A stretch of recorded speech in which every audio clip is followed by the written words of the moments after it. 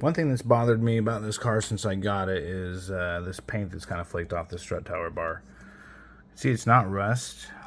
It looks like just poor prep or something from the factory. This car's not rusty at all, but time to take this off and take it down to my powder coater. I've been working with them for over 10 years. Just one little item I wanted to have done. If you know me, then you know I like carbon fiber, titanium,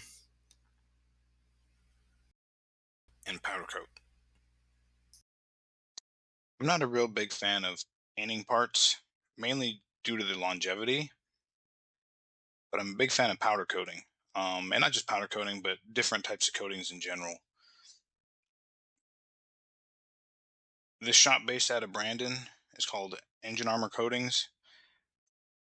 I'm not sponsored by them or anybody in any way, but I've been having this shop coat parts for over 10 years.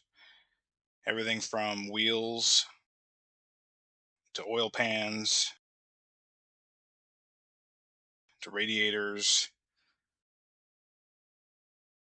to whole subframes. These guys never fail to deliver a quality product. To this day, I haven't had any issues with any of their parts flaking or degrading. I've had many different types. They offer high temp coatings for turbo manifolds and exhaust housings. One coating I like doing, especially on the oil pan and radiators, is like a heat disbursement coating. I'll do that for intercooler fins, for radiator fins. On the oil pans, you can do a coating on the inside that's hydrophobic, so oil won't cling to it and everything will run down in the bottom pan real quick. You could do that on the inside of the differential housing cover.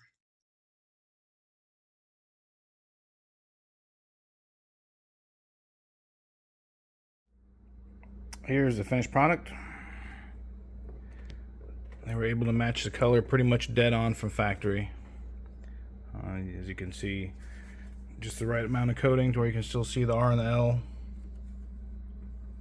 No fitment issues. I've had issues in the past with some powder coating companies to where they'd put way too much on, and you run into issues pressing in bushings or fitting in between mounting.